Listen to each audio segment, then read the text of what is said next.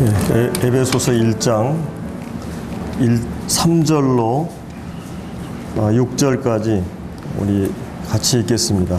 자, 시작. 찬송하리로다. 하나님 곧 우리 주 예수 그리스도의 아버지께서 그리스도 안에서 하늘에 속한 모든 선량한 복으로 우리에게 복 주시되 곧 창세 전에 그리스도 안에서 우리를 택하사 우리로 사랑 안에서 그의 앞에 거룩하고 흠이 없게 하시려고 그 기쁘신 뜻대로 우리를 예정하사 예수 그리스도로 말미암아 자기의 아들들이 되게 하셨으니 우리에게 거저 주시는 바 그의 은혜의 영광을 찬미하게 하려는 것이라.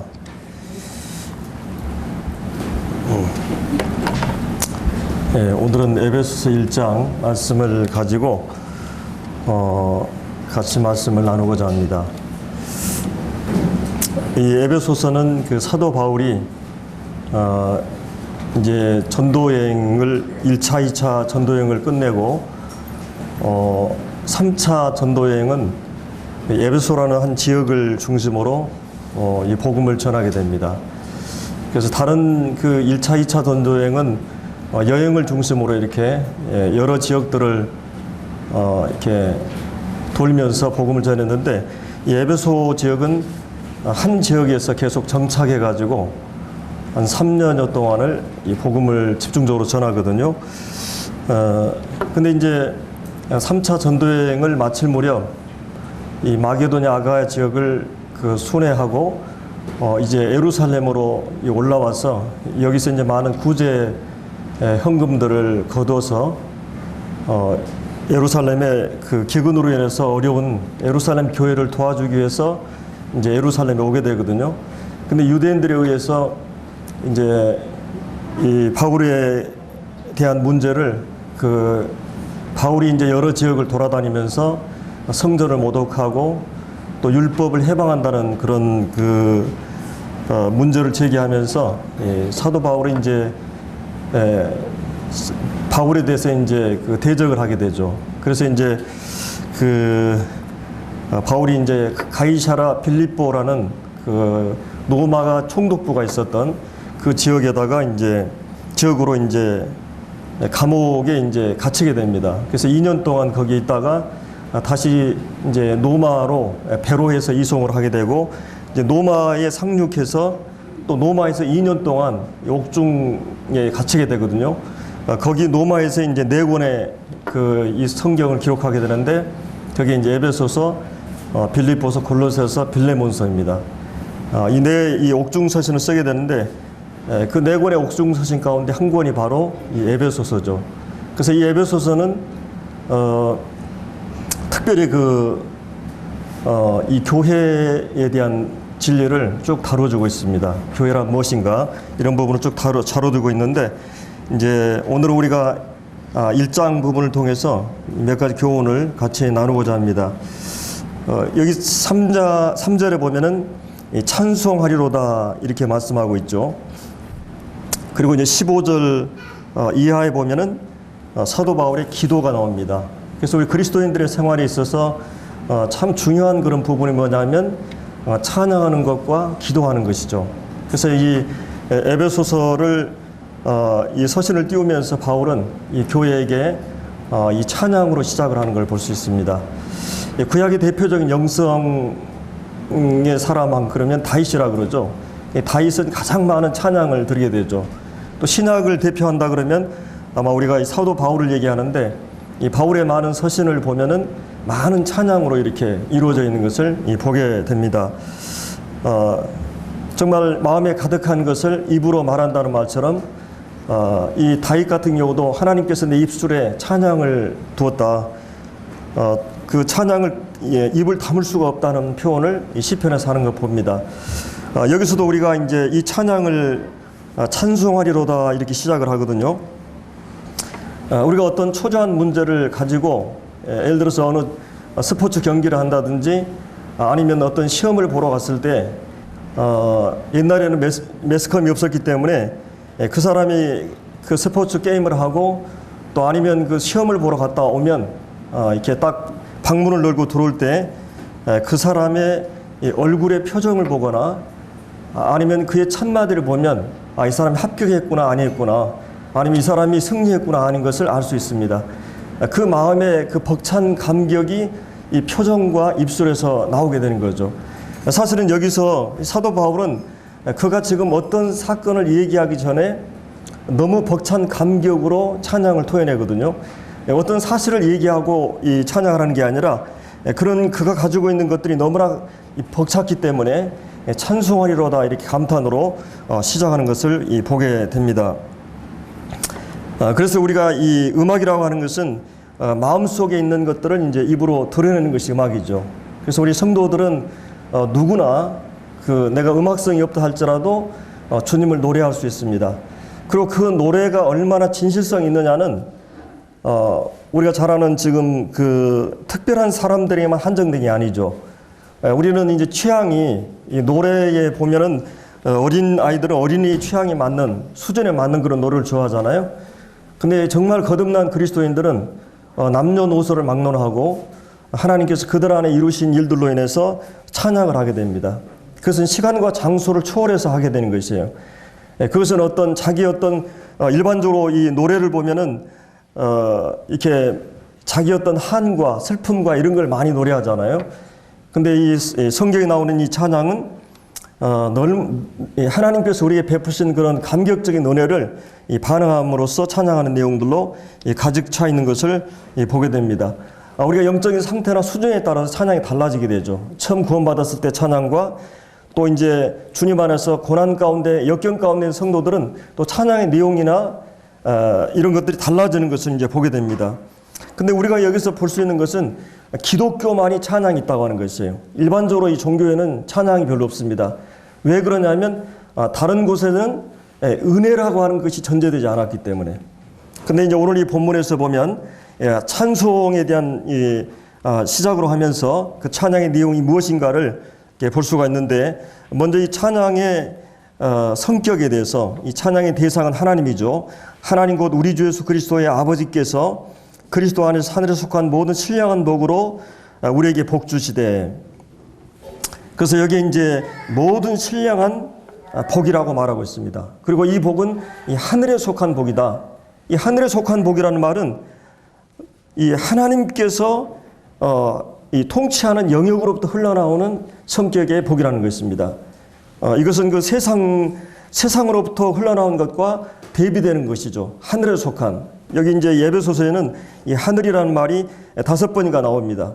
그것은 일반적으로 이 세상에서 얘기하는 그런 복과는 이 다른 복입니다. 질적으로.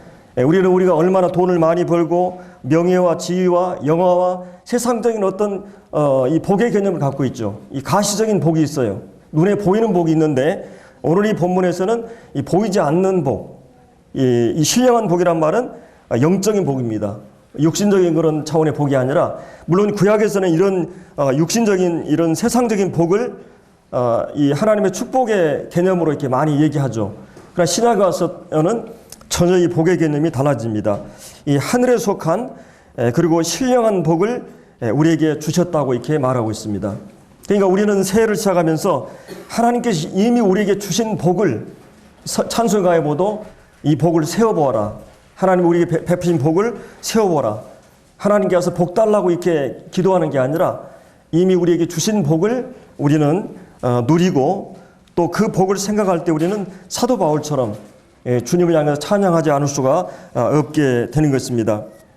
이 로마 제국이 이 사도 바울이 노인을 감옥에 감금하고 쇠고랑으로 그를 가뒀지만 그 영혼의 노래를 가둘 수가 없었어요. 이 최악의 상황에서 그는 하나님을 찬양합니다. 빌립보 감옥에서는 모든 성도들에게 기뻐하라고 말해요. 이것이 기독교의 역설입니다. 그래서 그럼에도 불구하고 내 상황이나 환경이 어떠하든 그런 상황이나 환경의 조건 때문에 기뻐하는 게 아니라 그런 여기서 얘기하는 하나님께서 내 아버지가 되시고 또 하나님께서 내게 주신 복을 통해서 하나님을 찬양하는 것을 말하고 있는 것입니다. 그래서 그리스도인들은 모든 시간과 또한 이 장소를 초월해서 어느 곳에서든지 최악의 상황 속에서도 사도 바울이 감옥에 감금되고 빌립보에서도 그런 하나님을 찬양하게 되죠. 그래서 그런 이 감옥 옥중 속에서 이 옥중 바깥에 있는 이 에베소 교회를 향해서 찬양할 것을 말합니다.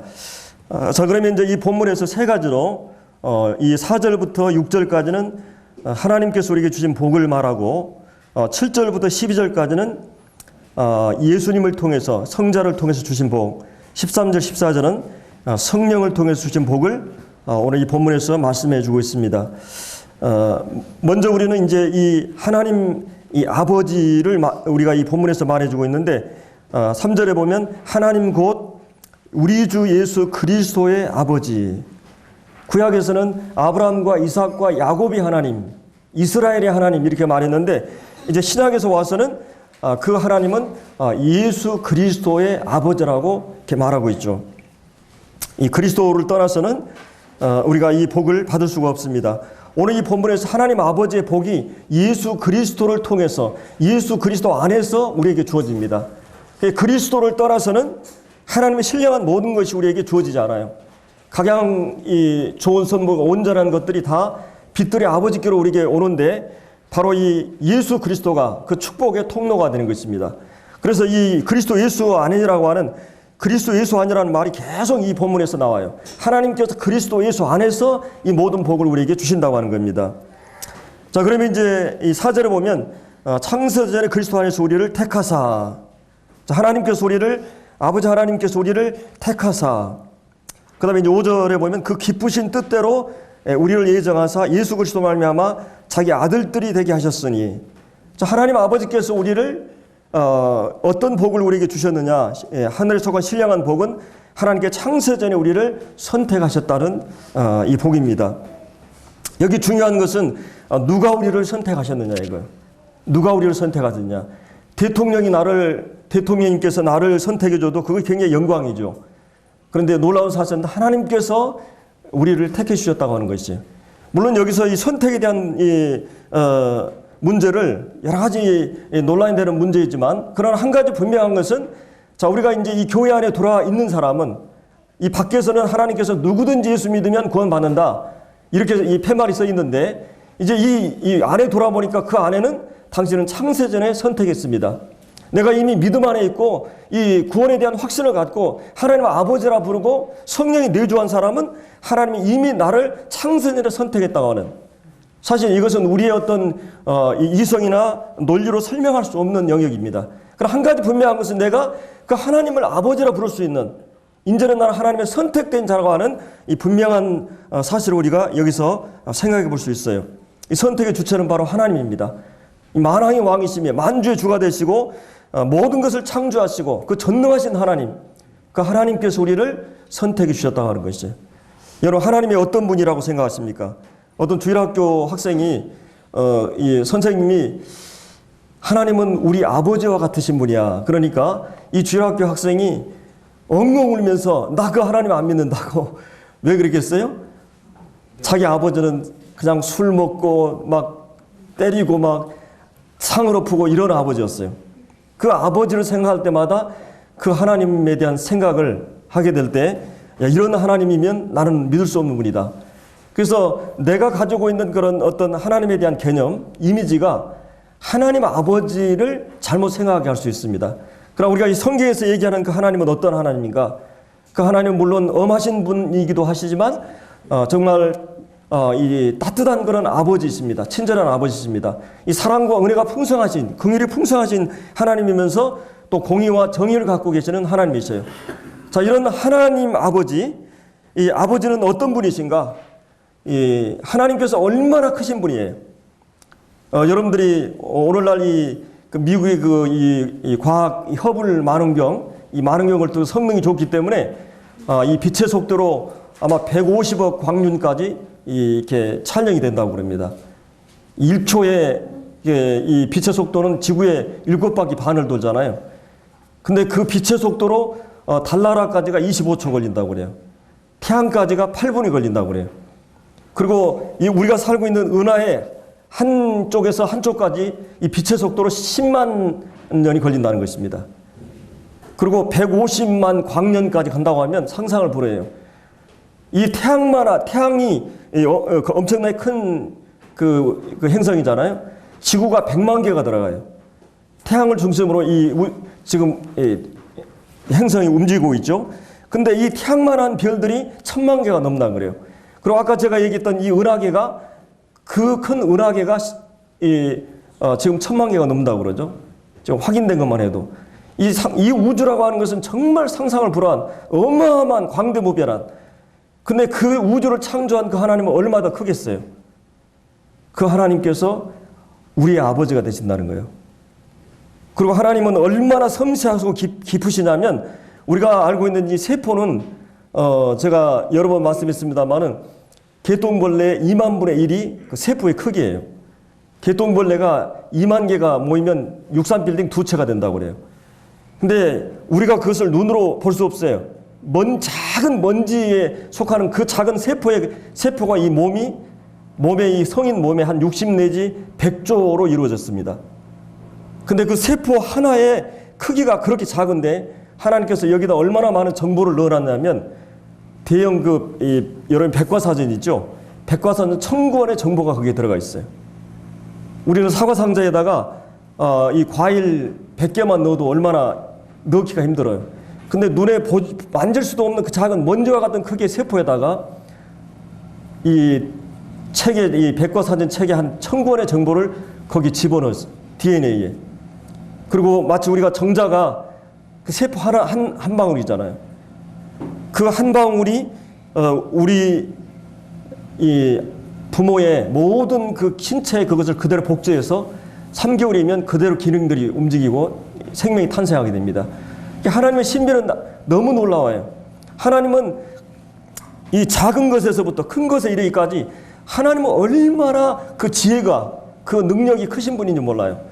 자, 그 하나님께서 오늘 이 본문에서 우리를 선택해 주셨다. 그 하나님이 내 아버지가 되신다. 여러분, 세상에 그 어떤 작은 어떤 것을 얻느냐 못 얻느냐, 높은 데 올라가느냐 마느냐, 이것 때문에 우리는 얼마나 치열한 경쟁 속에 있어요. 그러나 내 하나님, 내가 섬기는 하나님, 내가 언제나 불러도 내 음성에 귀를 기울이신 그 하나님은 이 만유보다 크신 하나님, 너무너무 크신, 이 만유도 담을 수 없는 이 어마어마한 하나님. 근데 그 하나님께서 이 작은 인간의 몸을 입고 우주의 대양의 컵 안에다가 물을 담을 수 있어요? 담을 수 없는데, 이 우주보다 큰 하나님께서 작은 컵 속에 들어가는 물처럼 하나님께서 인간의 몸을 집으로 삼고 하나님께 제한을 받으시고 우리 역사 속에, 시간과 공간 제한 속에 오셨다고 하는 것. 그 예수 그리스도, 그분의 하나님, 그 하나님이 우리의 아버지가 되시어 그분이 우리를 선택해 주셨다고 하는 거예요. 우리를 선택해 주셨다. 하나님 우리를 선택하면 사람은 변화됩니다. 예수님 12제자를 선택했을 때 예수님 때문에 변화되지 않은 사람이 없어요. 이런 하나님이 우리를 선택해 주셨다고 하는 거예요.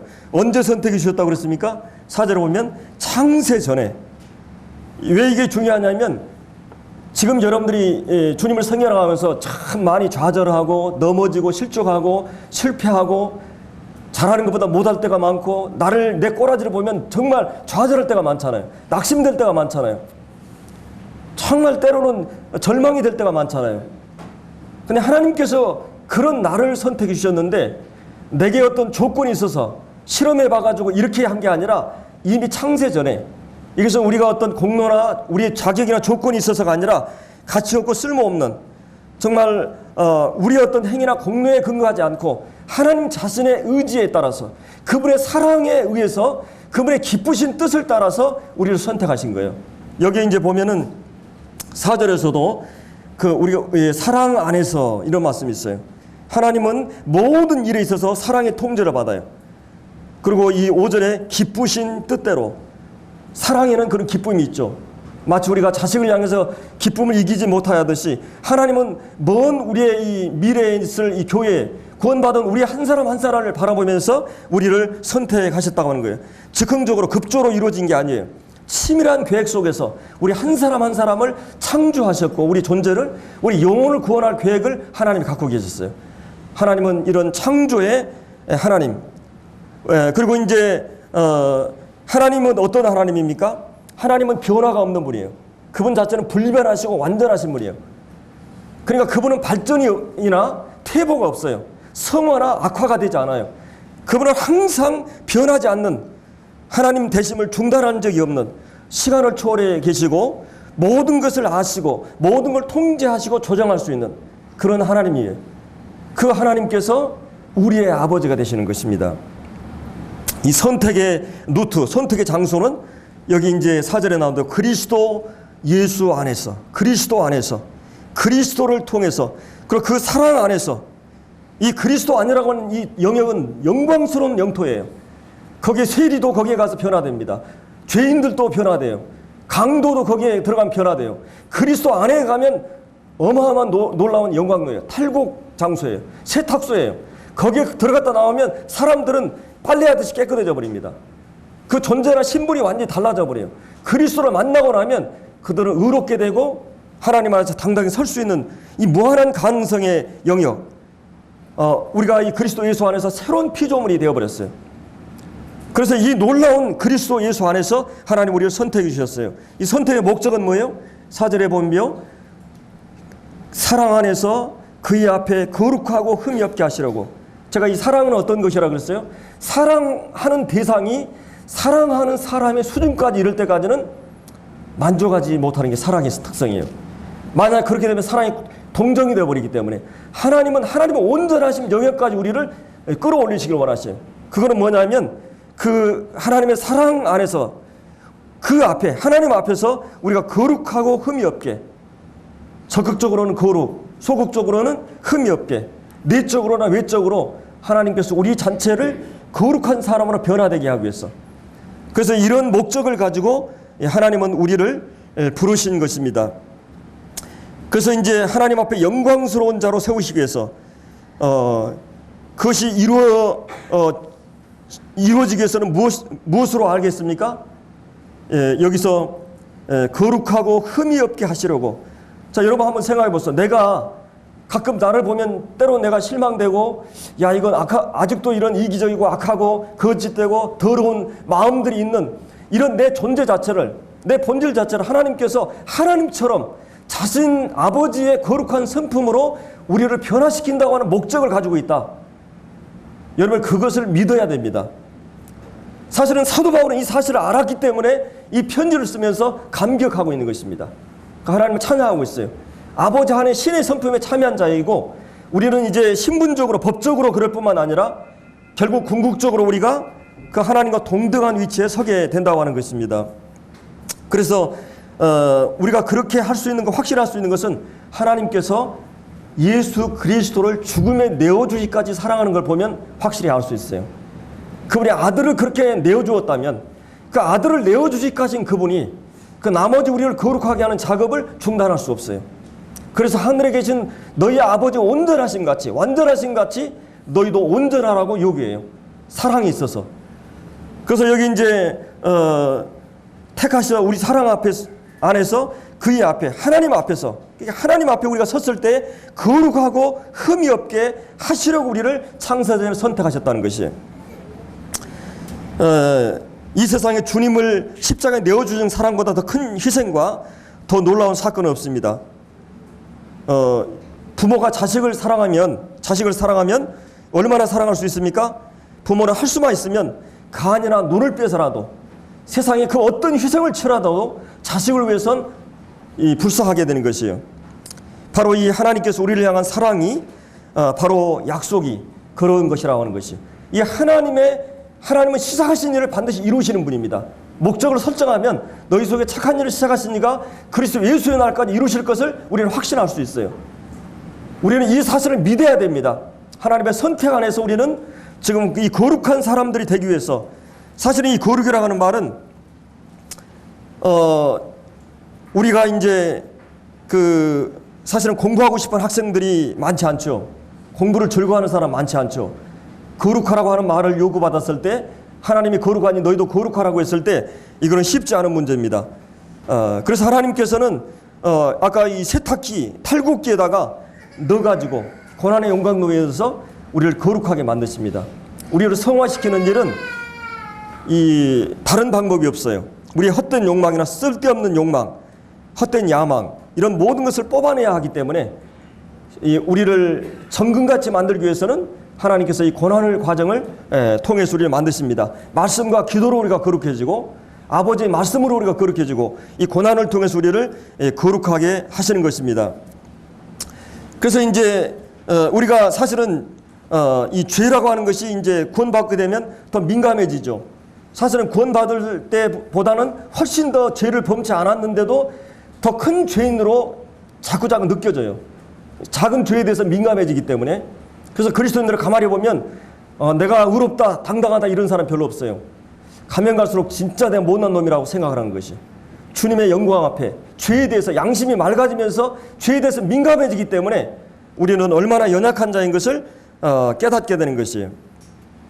그래서 우리가 이 하나님과 이 거룩이라는 것은 하나님과 관계의 회복입니다. 그리고 사랑은 거룩으로 나타나게 돼 있어요. 하나님을 사랑하게 되면 거룩한 삶이 나타나게 돼 있죠. 우리가 이 전기가 끊어지면 어떻게 됩니까? 냉장고에 모든 싱싱한 그런 그 식품들이나 이런 것들이 썩어버려요.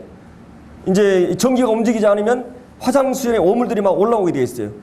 여러분들이 하나님과 관계가 단절되면, 하나님과의 교제가 단절되면 이 방탕하게 되고 모든 더러운 것들이 우리의 삶에서 드러나게 되는 것이죠. 이 거룩은 뭐냐? 하나님과 관계예요. 하나님 앞에서 우리가 거룩하고 흠이 없게 하시려고 우리를 세우신 것입니다. 자, 그 다음에 이제 이 5절에 보면 그 기쁘신 뜻대로 우리를 예정하사 예수 그리스도로 말미암아 자기 아들들이 되게 하셨다.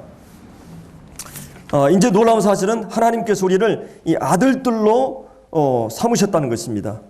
아들들로 삼으셨다.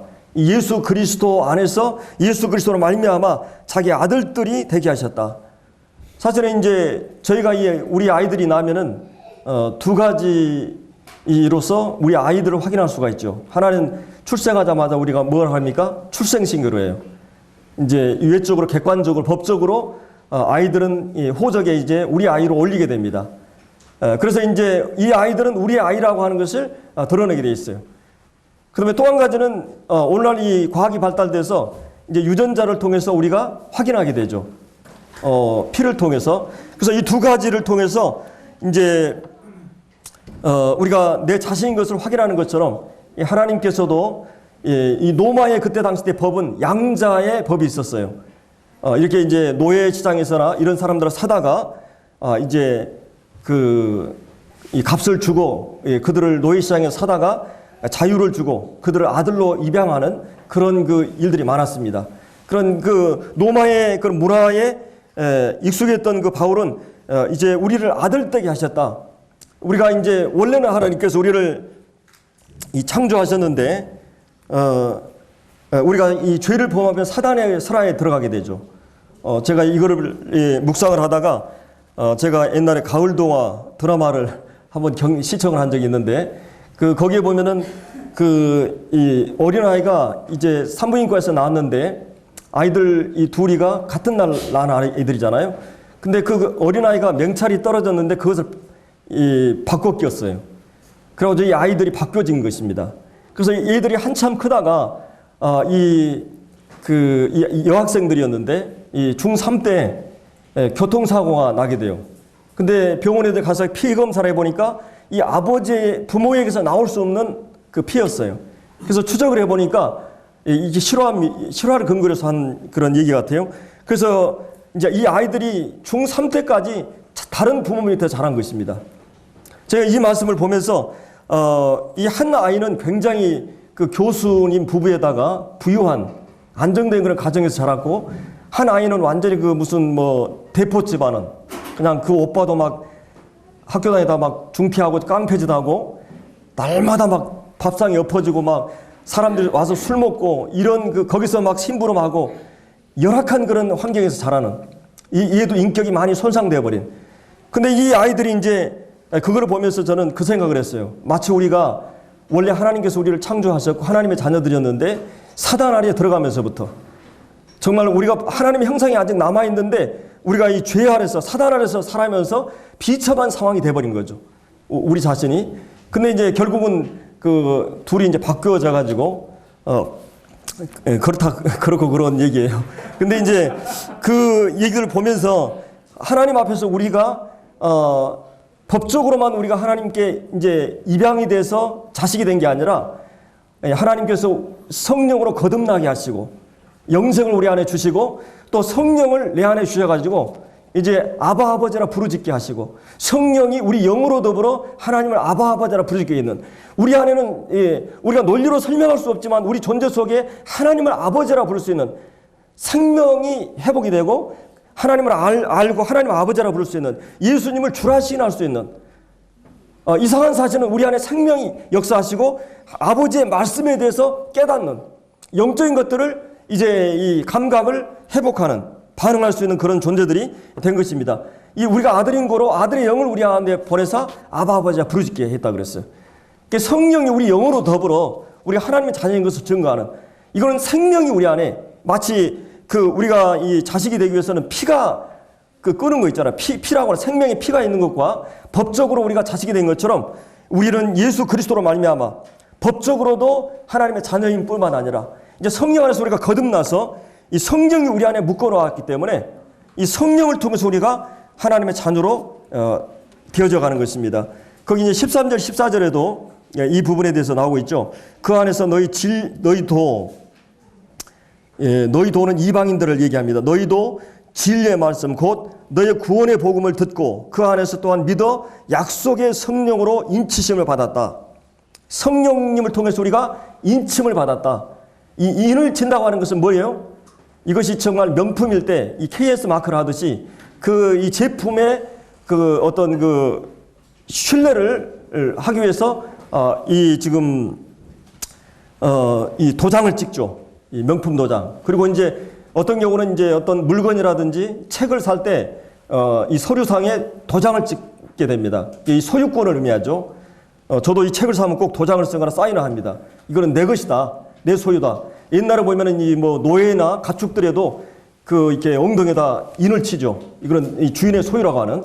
자, 인을 친다고 하는 것은 이것은 성령이 내 안에 내주한 것은 인친 것은 성령을 통해서 우리 안에 인치는 거예요. 자, 이것은 하나님의 소유다. 하나님의 것이다.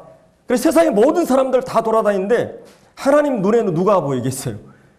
거듭난 성도들 안에 내주하시는 성령을 보면서 저건 내 자식이구나. 하나님의 소유권에 대한 것을 얘기해요.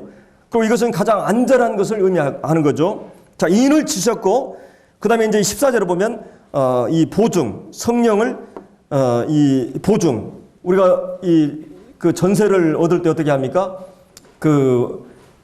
예를 들어서 1억이다 전세금이 그러면 10분의 1의 보증금을 먼저 줍니다. 성령을 우리가 이 계약금으로 보증금으로 서약서로 계약서로 주신 것 같아요. 이것은 확실하게 미래 천국이 우리의 것이라고 하는 보증으로서 그리고 여기서 이제 이 14절에 우리의 기업은 천국을 얘기하는 거죠. 우리의 기업.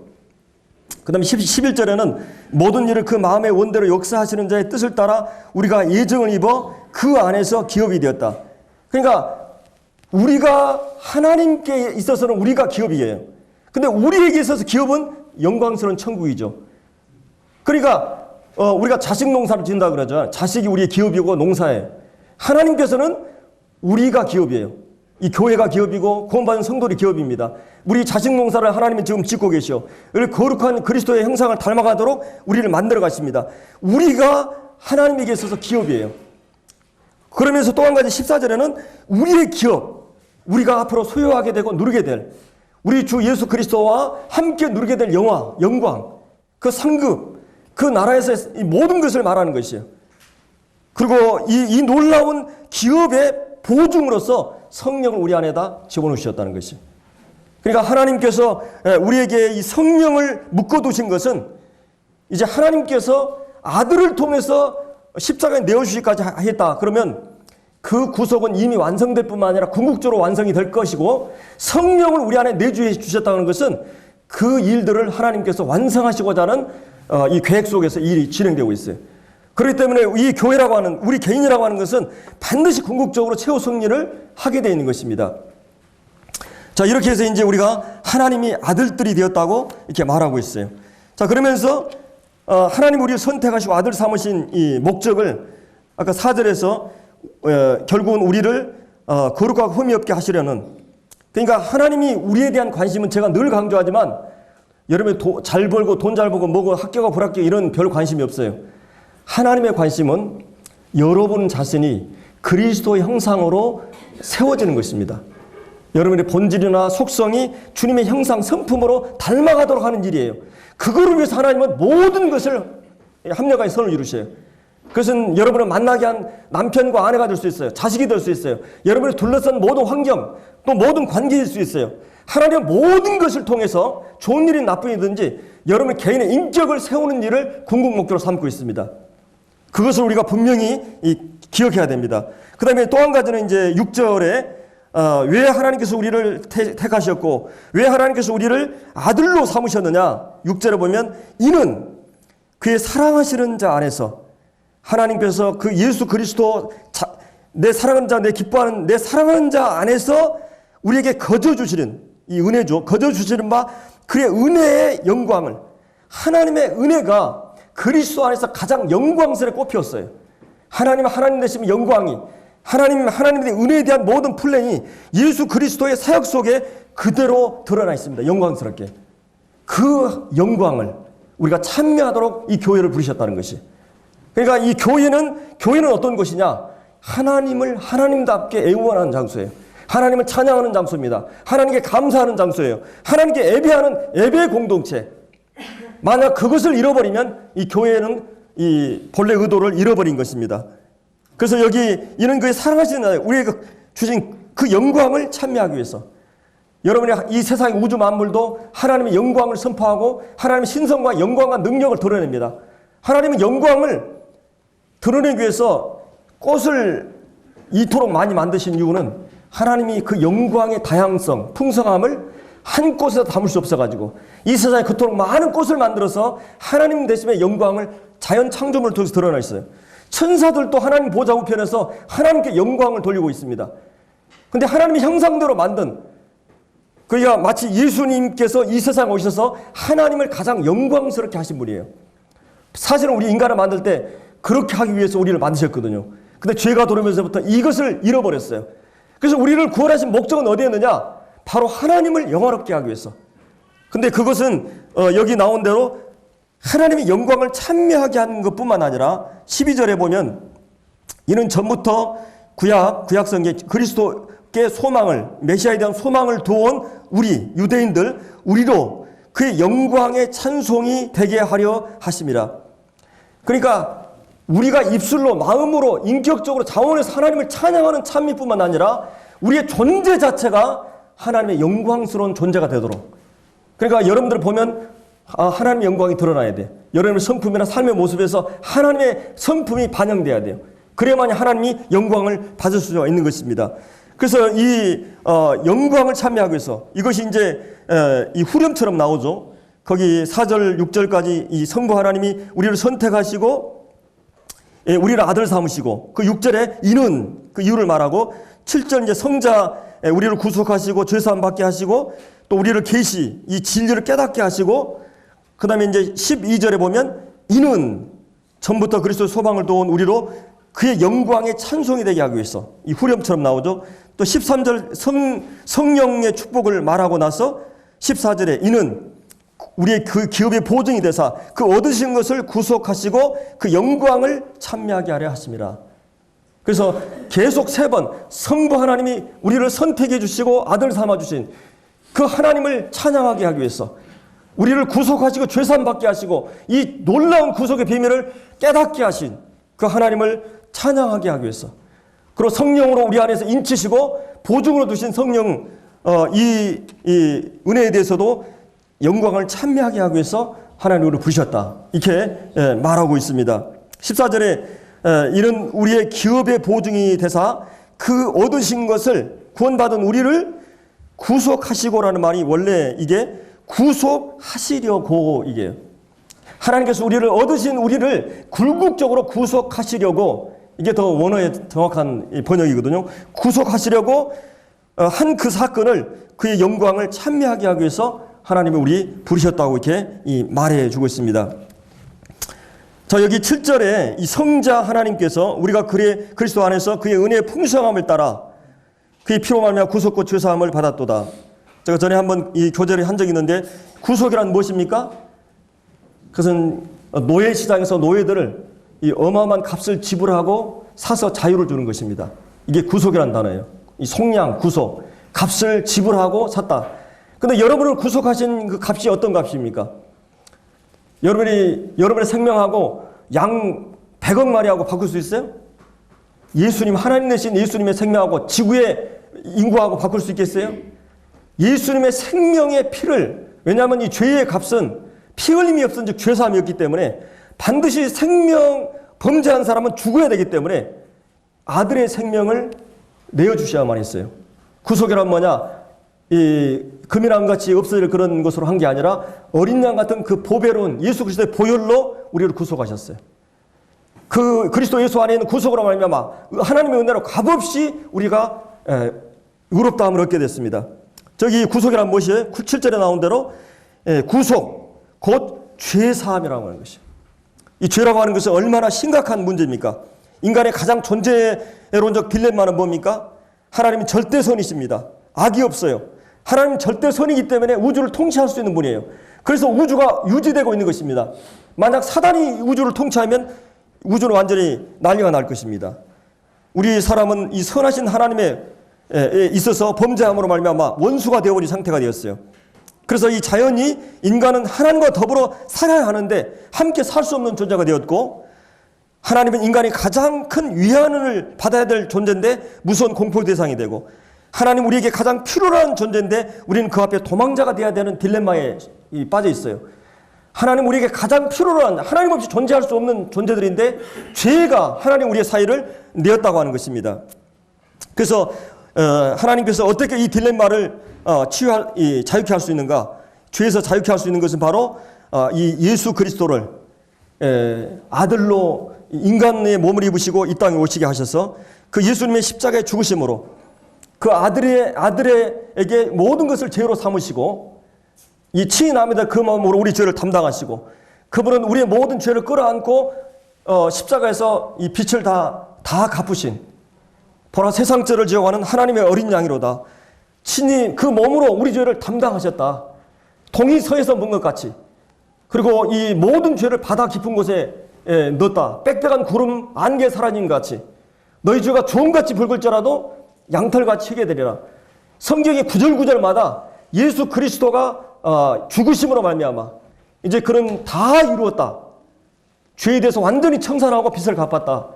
그리고 우리가 히브리서 9장 12절에 있는 대로 염소 송아지 피로 아니하고 오직 자기 피로 영원한 속죄를 이루사 우리 하나님 앞에 서게 한 것입니다. 영원히 온전케 하시고 우리를 영원히 거룩하게 하시고, 이제 죄에 대해서는 더 이상 제사 드릴 것이 없는, 이제 이 것을 근거로 하나님께서는 내가 저희 죄와 저희 불법을 다시는 기억하지 않겠다. 책임을 묻지 않겠다. 이런 이제 이 죄사함을 얻게 된 것입니다. 이 죄사함의 대가는 어마어마한 아들의 피값을 지불한 것입니다. 이 구속의 원천은 은혜의 풍성함을 따라서, 이 은혜의 풍성함, 이 에베소에 가장 많이 나타난 단어가 풍성함입니다. 이 은혜의 원천은 은혜의 풍성함입니다. 이 구속의 목적을 두 가지로 여기서 말해주고 있습니다. 그 구절에 보면 이제 경륜이란 단어가 있는데 10절에 나오는 하늘에 있는 것이나 땅에 있는 것이 다 그리스도를 통해서 그리스도 안에서 통일되게 하려 합니다. 이 통일된다는 말 전에 이 원어에는 다시라는 단어가 들어가 있어요. 다시.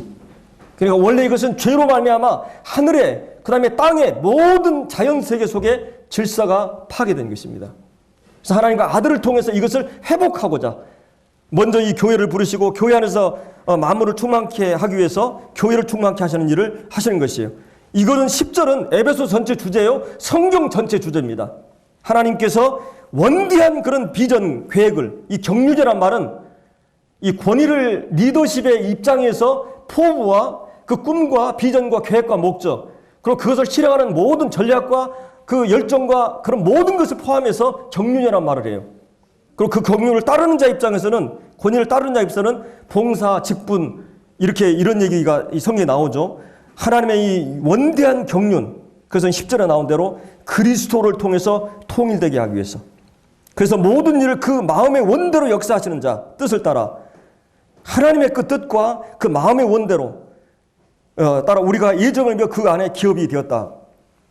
이 어마어마한 이 구속의 축복을 우리가 받았고, 이제 마지막으로 거기 8절에 보면은 거기 지혜와 총명을 우리에게 넘치게 하사 그 뜻의 비밀을 우리에게 알리셨다. 이 어마어마한 하나님의 구속의 경륜과 계획을 우리 이성에게 지혜와 총명을, 이 총명이라는 단어는 이 하나님에게 쓰이지 않는 단어거든요.